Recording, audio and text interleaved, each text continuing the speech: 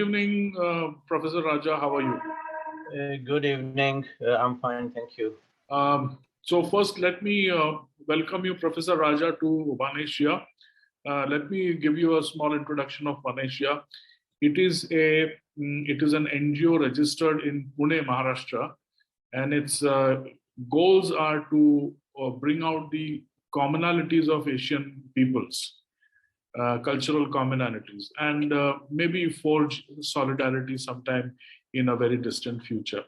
So OneAsia is looking at this kind of a very positive approach to Asia. And now, for my audience, let me tell you that Professor Raja is an eminent professor, has been a professor in Nirpur earlier during his Jammu and Kashmir life.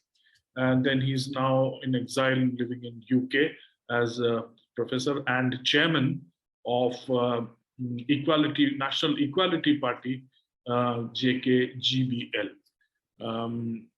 Professor Raja, if that is an adequate introduction to your personality. Yeah, that is. Thank you very much. Thank you. Yeah, we are trying our best, but I mean, there is a saying that things which have gone wrong or which have been put on wrong course for years or decades obviously take some time to correct them and put them back on the right path. But we are trying our best, and the people have started realizing that whatever they have been fed and whatever they have been taught and whatever they have been doing in past was wrong. It was wrong narrative. It was false narration of history. And so I think they are now distancing themselves from those elements who have inferior motives. So I think, yeah, in those terms we are successful. What is the percentage of organizations which have renounced completely this, or have agreed to disagree with the terrorism angle of liberation of J&K? Well, if you are talking about Jammu and Kashmir situation, and in the context of Jammu and Kashmir situation, and then if you confine this question to Pakistani occupied Jammu Kashmir and Gilgit-Baltistan, then we are the only political entity, which outrightly rejects Pakistani narrative and which rejects terrorism, militancy, insurgency, and infiltration in Jammu and Kashmir. And the only organization in POJK which considers Pakistan as Pakistan as the root cause of the whole problem since 1947. In those terms, unfortunately, we are the only political organization in POJK and Gilgit-Baltistan. But luckily, we exist in all divided parts of Jammu and Kashmir. We exist in Jammu, we exist in Kashmir Valley, we exist in Ladakh, Leh and Kargil. And obviously, our base is POJK. We exist in Gilgit-Baltistan, and we exist in almost everywhere where people of Jammu and Kashmir live in exile or in foreign countries. I mean, Jammu and Kashmir diaspora. We exist almost everywhere among them. Right. Now recently there was this very hard-hitting film which came out and it was premiered in India on 11th of March, which is called the Kashmir Files. And it showed some historical facts which were not known to Indians at all. The rest of the Indian people didn't even know what the Kashmiri Pandits have faced and how they had to flee from their homes and go and stay in very subhuman conditions. Now, after watching this film, the entire nation is shocked that so much of history, as you said, has been suppressed. My question will be a little hard hitting here, and I would like straight want to go into the brass tacks of the issue. Do you think that Pakistan and the then government of India employed the terrorists to go and remove the Hindu community from Kashmir? I can't say implied terrorists because no, I mean this is a very vast question, because you have asked the government of Pakistan and government of India and then Jammu Kashmir administration in one question. These are three different dimensions and obviously different parties to the dispute. So as far as Pakistan is concerned, I am eyewitness and I know personally, and I have got thousands of proofs that Pakistan has employed terrorists. They have sent terrorists. They are continuously they are doing it. They send terrorists from POJK and from Pakistan into Kashmir to create disturbance there. They created insurgency, and they are feeding it now. They have funded it. And then different elements in Kashmir Valley, unfortunately, they fell prey to these Pakistani tactics, and they became part of Pakistani campaign. As far as Indian government is concerned, I don't know whether they ever employed any terrorists to create instability in Jammu Kashmir, in particular in Kashmir Valley.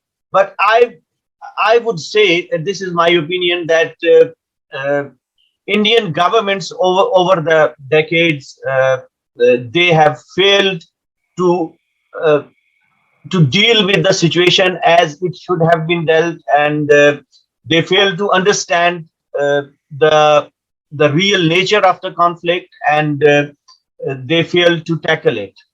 So in those terms, Indian governments are one way or the other responsible as well. They have been responsible, particularly governments which have been in power since 1947 up till say 2000, something like that. They have been some way or the other part of problem. But saying that they employed the terrorists, I don't know whether that's what you meant, what you wanted to ask. Saying that Indian governments employed the terrorists, I think is probably, I won't agree, but Pakistan definitely has done so. Now, when I was asking you this question was in the context of the Kashmiri Hindu genocide in Kashmir itself. Now, when we look at that, the developments which happened during that time, Rajiv Gandhi was the Prime Minister of India. Congress was the ruling party, and Farooq Abdullah suddenly, left as a chief minister, and Jagmohan came in, and there was a huge exodus happened. Although there is no relationship between Jagmohan coming in as a governor and the exodus, because the build-up had already happened much before that, when Farooq Abdullah was the chief minister of that. Now, this is an internal matter of India, but it's very closely related with the whole dynamics of South Asia. That's the reason I'm asking this question. Now, had the Rajiv Gandhi government, Dr. Farooq Abdullah government, and Pakistan not in cahoots in this particular terrorism machinery, how would this be possible at all? Because the Indian government by that time, by 1988-89, had a very strong military power already. So how should these terrorists come in, first of all, infiltrate inside, develop an ecosystem, and in addition to that, how there was no action, not even an FIR filed in the in Jammu and Kashmir police stations about on these killings. Well, as far as Jammu Kashmir administration is concerned, various Jammu Kashmir governments who have been in power in Kashmir, we can't just ignore them, or we can't just say that they didn't have any knowledge, or they didn't have any idea what's happening, or they tried their best to deal with the situation.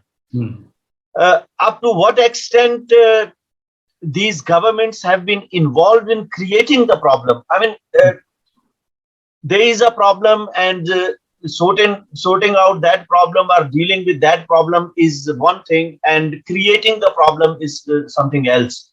So whether these governments have created the problem or not, I think Indian agencies and the Indian government, Indian intelligence should dig out, and they should find out up to what extent they have been involved, or whether they have consciously created this problem, or they were just ignorant. I mean, this is something which Indian intelligence agencies and Indian government and Indian establishment should look at. See, now, but politically, yes. Now yeah. you are talking. Let me finish it, please. Yeah. But first of all, because I think we have gone into the depth of this this question, and this, I would say, this problem which is facing not just Pandit community, but every single democratic minded and secular person of Jammu and Kashmir, not just Jammu and Kashmir, every single person of, I would say, India and Southeast Asia, rather the whole world. First of all, before going further into this discussion, first of all, on behalf of the people of Jammu and Kashmir, and particularly the Muslims of Jammu and Kashmir, on behalf of them, I submit unconditional apology to our Kashmiri Hindu brothers and sisters who are commonly known as Kashmiri Pandits. I submit unconditional apology to them. Though we haven't been part of this, I mean, we, the people of Pakistani occupied Jammu and Kashmir, mainly being ruled by Pakistan, being occupied by Pakistan, democratic forces in Pakistani occupied Jammu and Kashmir, and political workers and human rights activists, we haven't been part of this whole problem. But because the infiltration has been from Pakistani occupied Jammu and Kashmir and Pakistani occupied Jammu and Kashmir governments and Pakistani occupied Jammu and Kashmir government and establishment, Pakistani agencies, they have been promoting it, and it had been happening in front of our eyes. That's why I would like to submit unconditional apology, and I think we have failed to fulfill our role. We have failed to play our part, and we have failed to do our responsibility as we should have done. Unfortunately, we didn't do it, and this all happened, and we feel guilty. Being Muslims of Jammu and Kashmir state and being citizens of Pakistani occupied Jammu and Kashmir, we feel guilty, and though we are innocent, but still we feel guilty, and we share this pain. We share this sorrow and this grief, and we can realize what our Hindu brothers and sisters in Kashmir Valley have gone through. We submit apology, and we request them to return to their homeland, return to their ancestors' land, and we demand that Indian government should provide safety and security to Kashmiri Pandits, to their families, and they should be encouraged to return to Kashmir. Yeah, this is extremely heartening for us to know that people like you exist out there, because that's not a majority voice. I believe it's not a majority voice which I'm hearing from you. A large number of people, even today, when we go to Kashmir, we see that we are not welcome. The Hindus, whether we are Kashmiris or not, we are not still, even today, we are not welcome for some reason or the other. That being what it is, but I'm really thankful to you that you have, you have expressed your sentiment in this very nice fashion. Thank you very much for that. Now, the related question is that I have been watching several interviews of JKLF leaders, of the erstwhile leaders who were peace loving, etc., etc., and in which there were many occasions where ex-terrorists were interviewed. People who actually crossed from POJK. They were trained in Pakistan. They crossed from POJK and then they created mayhem in Kashmir. They have this sentiment that even today, if you want me to pick up the gun, I will pick up the gun if it is required for liberating Kashmir. Is that a very common sentiment amongst the people who want a kind of a liberated Kashmir? No. As far as Jammu Kashmir Liberation Front is concerned, Jammu Kashmir Liberation Front has been part and parcel of this whole problem. They created this problem. So Jammu Kashmir Liberation Front are their leadership, are obviously their workers. They would have different opinion, or they would portray themselves as different kind of people. Yeah. But generally, I believe, and this is the report which we get from our workers from ground, who are working on ground, that generally people of Jammu and Kashmir don't share this sentiment. They don't agree to this sort of thinking, and they are peace-loving people. This all has been basically created by Pakistani establishment and Pakistani agencies, mainly ISI, and it has been promoted by them. They have been financing this whole campaign, and then they created various organizations in Kashmir Valley, funded them, provided them with arms and munition and everything. So this whole problem is basically created by Pakistan, and people of Jammu and Kashmir over the years, as I said previously, they have realized that they have been used and abused by Pakistani forces. So now, as I mean, we are in 2022, and I believe that majority of the public, Jammu and Kashmir people, majority of the Muslims, even they don't want this bloodshed to continue. They don't support this insurgency. They don't support militancy. They don't want to link themselves with this terrorism. It's just a few people and some vested elements who have their interests, and they are influential as well. And unfortunately, there are some elements within Kashmiri administration in Kashmir Valley who support this whole campaign, and that's why it has been continuing for so long. But generally, people would, I don't know, when you say that you are not welcome, Hindus are not welcome, or Kashmiri Pandits are not welcome in Kashmir, how far this is true, but I mean, this is your observation, or this is your opinion or analysis, and I don't want to contradict, but I know I'm from POJK, and as far as POJK is concerned, majority of POJK, vast majority of POJK people, I would say about 90% of POJK people, they don't want to be linked with this militancy and insurgency and terrorism.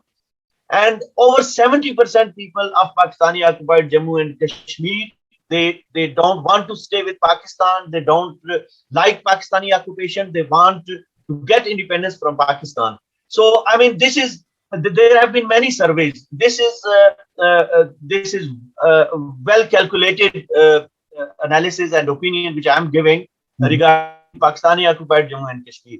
And we have, day in, day out, we have contacted our Kashmiri brothers and sisters living in Kashmir Valley. We know their sentiments and we have contact with them. It's just, you see, I mean, look at Kashmir. Kashmir Valley has about 7 million population. And I don't think among those 7 million people, there are just 7,000 people who support militancy and terrorism.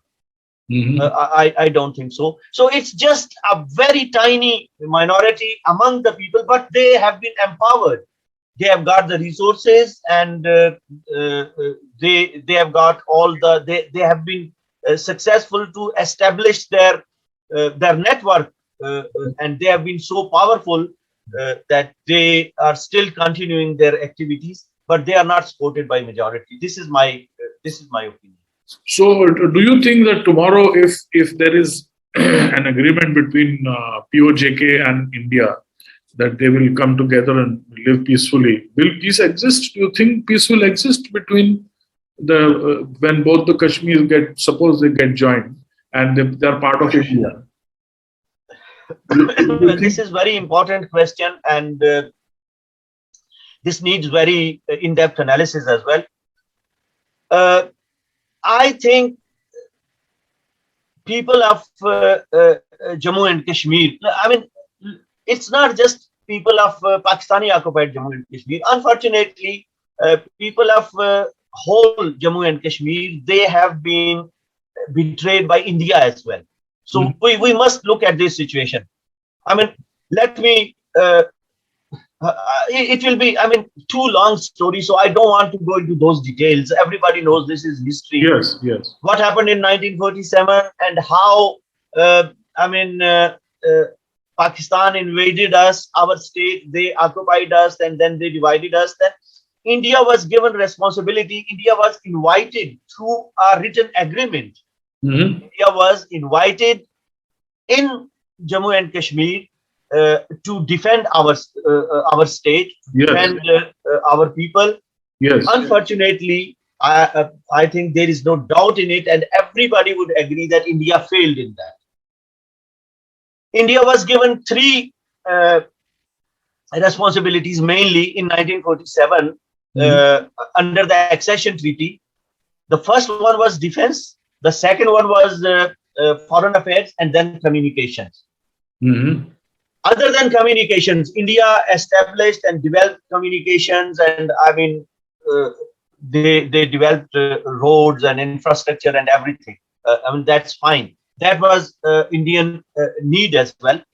But as far as defense and foreign affairs is concerned, I feel, and I think this is what majority of Jammu and Kashmir people think, and this is their belief, that India has badly failed to defend Jammu and Kashmir state and Jammu and Kashmir people of Jammu and Kashmir, and unfortunately failed to represent them, their sentiments and their aspirations and their wishes at international stage. Now, look, India has failed to get Pakistan out of Jammu and Kashmir, which was the foremost duty of Indian government or Indian establishment. That was the main reason why India was divided. India was invited in Jammu and Kashmir after Pakistani occupation. Unfortunately, 75 years have passed, and Pakistan is still there, and Pakistan has rather strengthened the grip. I mean, their hold and their occupation on Jammu and Kashmir is now far more stronger than it was in 1947. And look at the situation. This is my question to general Indian public as well, peace-loving and friendly Indian people. I mean, Indian people have always been friendly. They have always been peaceful, and they have always been accommodating. No war was begun by India. All wars was started by Pakistan. But unfortunately, Indian people have been unable to force their government to follow the right course of action. India failed to get Pakistan out of Kashmir. And then, look, Jammu and Kashmir, if we look at Jammu and Kashmir dispute, this dispute was not between Pakistan and India. In 1947, look at the instrument of accession, look at the letter which Lord Mountbatten wrote to Maharaja Hari Singh on 27th of October 1947 after this accession treaty. Unfortunately, India failed to fulfill her responsibilities. And what happened? Pakistan is still sitting there. And then, as what I'm trying to say is, the dispute was, or the issue was basically between people of Jammu and Kashmir and India. Yes. Indian government was requested by Jammu and Kashmir government, which in October, on 22nd of October or on 26th of October 1947, in Jammu and Kashmir government had not acceded to either India or Pakistan. And then Jammu and Kashmir government decided to accede to India on the condition that India would throw Pakistan out of the state of Jammu and Kashmir. Right, right. India failed. And then, look, the dispute which was between, there were people who wanted to be independent or whatever the situation was. I mean, this is again history. Yeah. But from whatever angle we look at it, the dispute or the issue or the problem was between people of Jammu and Kashmir government and Indian government. I mean, how come we recognize Pakistan as a legitimate party to the dispute? Pakistan was, yes. Please, if you give me just 1 minute, yes. Pakistan just invaded Jammu and Kashmir, occupied part of Jammu and Kashmir, and is sitting there. And look at look at the failure of Indian government when the United Nations said that Pakistan should pull out their citizens and their troops from Jammu and Kashmir who have entered in Jammu and Kashmir illegally. They should be pulled out, and then plebiscite should be held. This was the United Nations resolution. Yeah. And after this resolution, India recognized on 5th of January 1949, India recognized Pakistan as a legitimate party to the dispute. Exactly, exactly. So this is, I mean, this is failure on international platforms regarding the foreign affairs, which India was to, fulfill their duty. They failed to do it. They failed to defend us. So, I mean, we can't ignore it now. And, 75 years have passed. And then there is another point which nobody can ignore. Look, what happened in 1972. 93,000, or whatever the exact figure is, 96,000, 93,000, 90,000, whatever, but it's over 90,000. Pakistani. 90,000 of Pakistani army personnel were in Indian jails, Indian prisons. They were prisoners of war, but they were under Indian custody. Yes. And India could have asked, then it was, I think, India might never ever get that sort of opportunity again. Yes, yes. India should have asked Pakistan to get out of Jammu and Kashmir straight away. And then Indira Gandhi should have said that, well, if you want these 93,000 people, you have to get out of Kashmir. Otherwise, they will be sweeping Delhi streets. Yes. Why didn't Indira Gandhi do that? And unfortunately, when we look at this, I don't want to blame, today's Congress leadership. But unfortunately, the Congress leadership, right from 1947, they have been part and parcel of this problem. They have been ignorant, and we can't ignore this fact. And I mean, how can Jammu and Kashmir people, I mean, a lot of water has now passed, flown under the bridge. I mean, how can we convince the people of Jammu and Kashmir that India has been sincere with us? India sincerely wanted peace in Jammu and Kashmir, and India sincerely wanted to give Jammu and Kashmir people their rights, and they wanted them to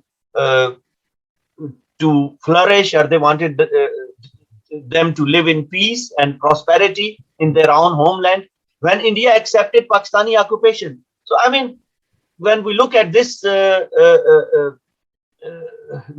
at the situation from this angle, it becomes very painful, and it becomes very hard to convince the people of Jammu and Kashmir that India didn't have any role to play. Then people think that, well, both Pakistan and India have been collaborating, and they have been just at the same page, and they just colluded to play their politics on Jammu and Kashmir, and nobody had care for the welfare and for the development and for the peace in Jammu and Kashmir and for the people. And I can really understand your agony when you're speaking. I can understand the agony, but coming back to my original question is that you will also agree with me that the agony of the Kashmiri Pandits has been tremendous. I mean, there is not unparalleled in the sense that they are now in their own country. They are living as sort of homeless people in their own country. Now that is very excruciatingly painful. That's why it brings me to the first question again, as you said. The Congress, see, now it is a new India. Things have changed. When you ask the question how you can convince, now the things have changed, and they're changing very fast. My effort is not to convince you or to tell you that things may come to a better situation now. But one thing is sure, that Congress party as a party, with Sheikh Abdullah and then the Farooq Abdullahs and Umar Abdullahs, in addition to Pakistan, have all been a part of the problem. We cannot also ignore the kind of indoctrination which happened in Jammu and Kashmir, and also in POK, Gilgit-Baltistan. So now, to be able to change all this, do you think culture can play a good role? This is a question I'm leaving here because we are short of time. In our next interview, I will try to bring out the cultural value systems which we all share together, and so that we can, strike a deal from the cultural point of view among the people, rather than, always depending on the government to do something for us. So with that note, Professor Raja, I thank you very much for the discussion, and hope to have another one focused on cultural value systems of our area. Thank you very much. Thank you very much. Thank you.